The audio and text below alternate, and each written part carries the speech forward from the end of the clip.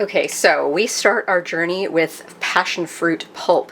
I got this in the frozen section of an Asian grocery store. If I turn it around, you can kind of see the pulp with all the seeds. Uh-oh. Having fun with that paper bag, fatty?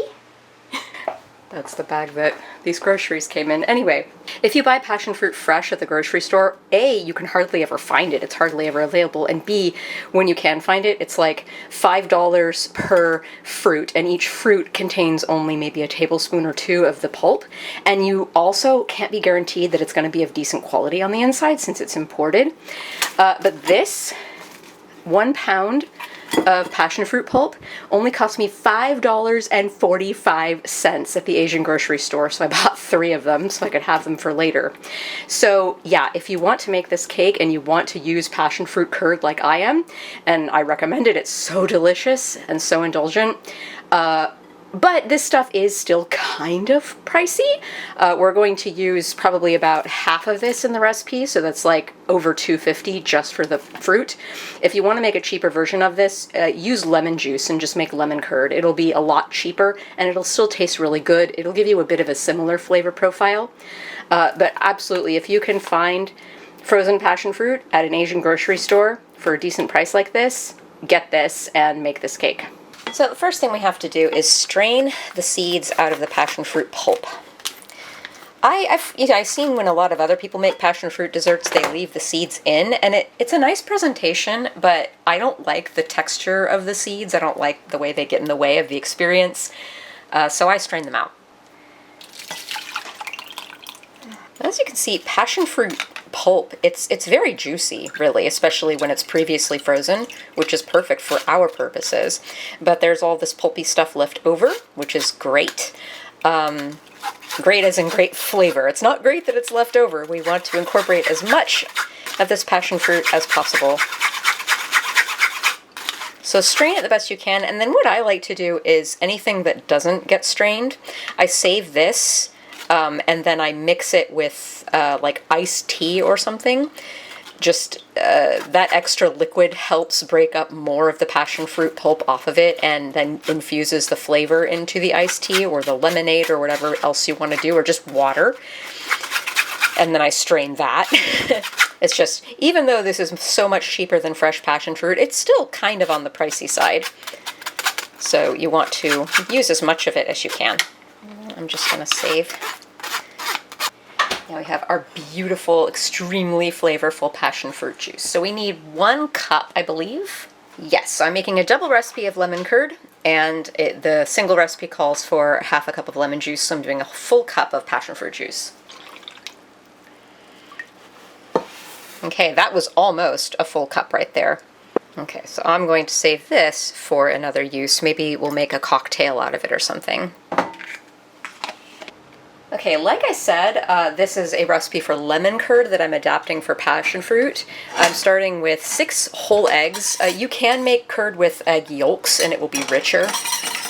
Personally, I think curd is rich enough with all the butter we're going to add, so I leave the whites and then I don't have to deal with leftover egg whites. I'm going to add, it should be 2/3 of a cup of sugar if you're doing lemon curd, but I am going to do 3/4 of a cup instead, i.e. 1/2 cup. Because passion fruit, while it is very sour, it's sweeter than lemon juice. I don't think it's going to need, and we're going to pair this with a very sweet tres leches cake. So you just want to whisk this until it's all combined and light in color. I don't know how well you can see, but there's still like a little bit of unincorporated egg white and egg yolks, so. All right, and now you incorporate the passion fruit juice in our case, or if you're doing a lemon curd, use lemon juice. I'm not a big fan of warm colors, and it's not showing up on the camera very well, but that's a really pretty yellowy orange. All right, and the normal recipe calls for 6 tablespoons of cold butter cut into chunks, but this is a double recipe, so it's 12 tablespoons of cold butter cut into chunks. That's a lot of butter. That's partly why this tastes so good. Okay, now I'm just going to turn it on to medium heat. Incidentally, PSA, if a recipe says medium heat, that doesn't necessarily mean literally like where your stovetop says medium. I find, especially if you have a cheap coil stove like this, like a lot of American apartments have, this medium is kind of deceptive. This is actually kind of more like high. And then this over here is kind of like you're either boiling pasta water or tea water, or you're trying to warp your pans and pots intentionally. So medium for me is sort of like 3 and 4. This actual medium is too high. That's just a little PSA. And you know, your stovetop will vary. That's why it's important to kind of go off of cues versus like exact measurements and exact settings, because everybody's equipment and ingredients are different. So basically you put it on medium. If this is your first time making curd, like err on the side of lower or medium, because you want to whisk this constantly while it's on the heat and turn it into a nice thick luscious curd. You do not want to make scrambled eggs. If you heat it too quickly and too high and you're not stirring it, you're going to make scrambled eggs. And this will take several minutes. And I'm not going to film all of that. Okay, this is what it looks like after most of the butter has melted. It should be nice and like smooth and incorporated like this. There shouldn't be like a greasy film of melted butter on top. Once all the butter melts, you have to whisk it more vigorously. And I also like to scrape the edges and corners and bottom of the pot with a spatula now and then, just to make sure that those parts don't overcook. But yeah, once it gets to this point where the butter is pretty much melted, you want to whisk more constantly and more assertively, not aggressively, I just say assertively. And you wait for it to come to a simmer a little bit. It'll thicken and then it'll come to a little simmer. You want to let it simmer for a few seconds, and then you put it into a bowl to stop the cooking. Most recipes will tell you to put it through a sieve. I never bother with that. That's just annoying. Like, I find my curd is never really lumpy, and then I just have to clean a sieve, which is very annoying, so I don't bother. But you can pass it through a sieve if you're concerned. Like, if you do overcook some of the eggs at the bottom, pass it through a sieve. And you might be thinking, if you've had tres leches before, oh, Sarah, but tres leches are already really moist and gloopy. Like, why are you adding yet another moist, gloopy component? It's like, no, trust me, it's very good. I also find that passion fruit, I forget if I've said this on camera before, but I think passion fruit curd is like one of the best ways to impart passion fruit flavor into a dessert. I just think it's one of the best ways.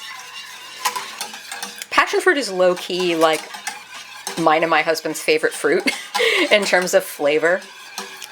If you've never had it before, it's extremely intense in flavor, very tangy.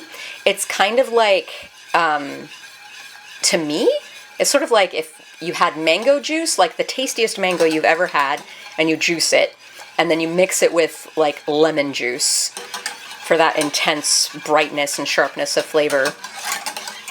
And there's something else in there too. I mean, it tastes like passion fruit is what it tastes like, but to me it kind of has that tropical mango-y flavor, but it's also very, very tart, kind of like lemon juice. And that's why it's a really good sub. Like, you can make pretty much any lemon dessert that calls for lemon juice, just sub passion fruit juice, and you get a passion fruit version of it. Oh, there, it's starting to thicken at the bottom. That little bit that I retrieved already broke up a little bit, but maybe you can see that little dot on the... We're getting very close.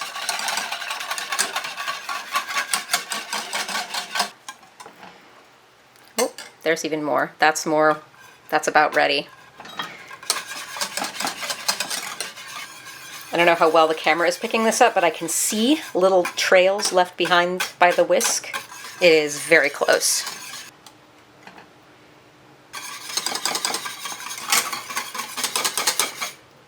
Sometimes I like to stop whisking it briefly. Yep, it's simmering. Pop, plop, plop, plop. And turn you off. This is a container that comes with a lid. See how creamy and smooth it is? I don't think it needs to be strained. Only one more thing remains.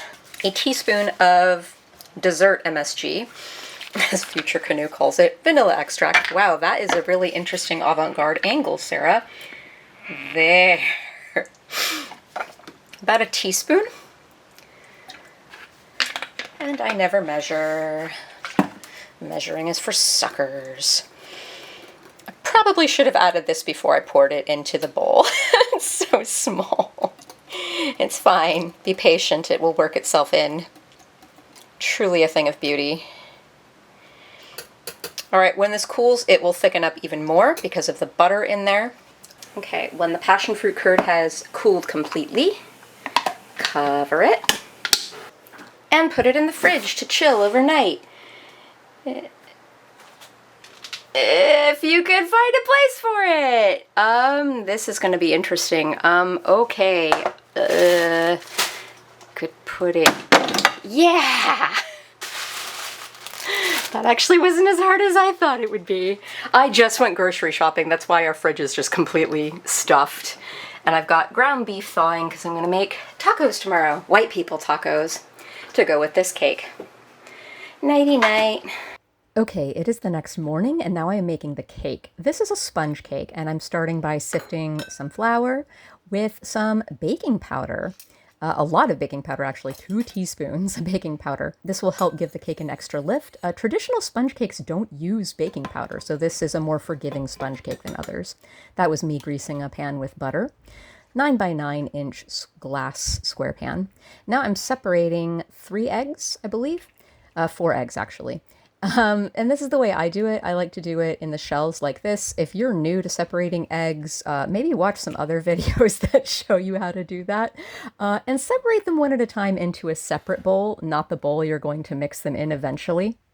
Cream of tartar, about 1/8 of a teaspoon. It helps stabilize the egg whites as you whip them.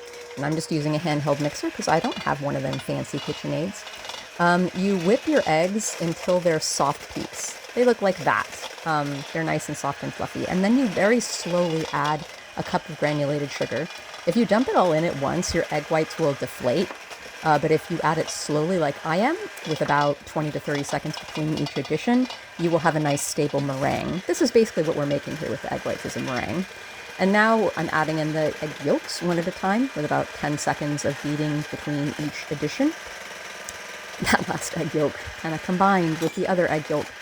And the container that the egg yolks were in, I add a 1/4 cup of milk, and I add that alternating with the flour mixture that I made earlier. That's just flour and baking powder, and fold it in. I recently learned that if you use a wider bowl like this to fold in your cake batter, it will be less deflated. It will be nice and puffy. Like, your cake bowl actually makes a difference. I learned that like a few months ago. Okay, and then you pour it into the buttered cake pan. Give it a few taps on the countertop to get rid of any big air bubbles, and bake it at 325 for, I believe, 25 minutes. I'll put the time on the screen, the proper time. You want to make sure that it springs back when you touch it and a toothpick comes out clean. That's how you know it's done. And then you want to cool it on a wire rack for 10 minutes. And while it's cooling, you make the soaking liquid, which is 3 milks. So our 3 milks are evaporated milk, heavy cream, and sweetened condensed milk. And I find the easiest way to make this is get a 4-cup Pyrex glass measuring cup, because it has a nice little spout that you can use to pour. And you add the 3 milks. I'll put the exact amounts on the screen. But yeah, this way I can measure as I go along and mix it in the actual container and then pour it onto the cake. And it's really easy this way. But, you know, if you don't have a Pyrex measuring cup that big, use a bowl. Now I'm just pricking the cake all over with a toothpick. It has been cooling at this point for about 10 minutes. And this is partly why I like using a glass pan, because you pour the soaking liquid onto the cake while it is still in the pan. And I don't know, I feel better about having leftovers that are wet sitting around if it's glass instead of metal. I don't know. It's just me. Maybe I'm weird. But anyway, you very slowly and carefully pour the liquid around. But this cake is extremely absorbent. They don't call it a sponge cake for nothing. It really soaks up that liquid. And you think it's not going to all get in there, but it does.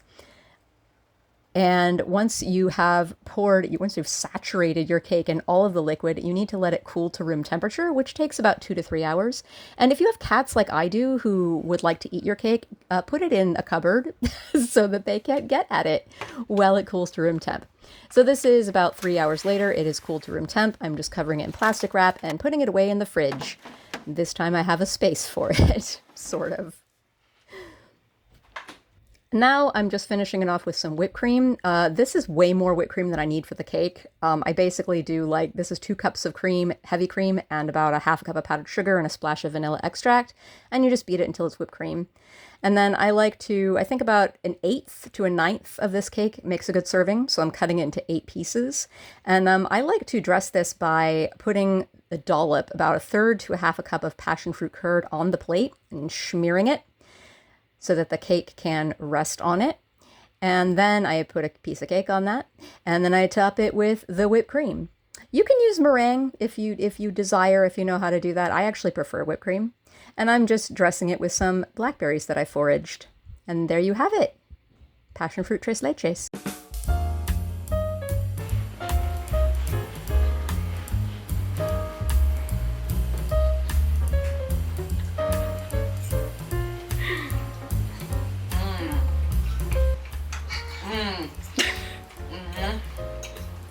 The blackberry lemon pairing.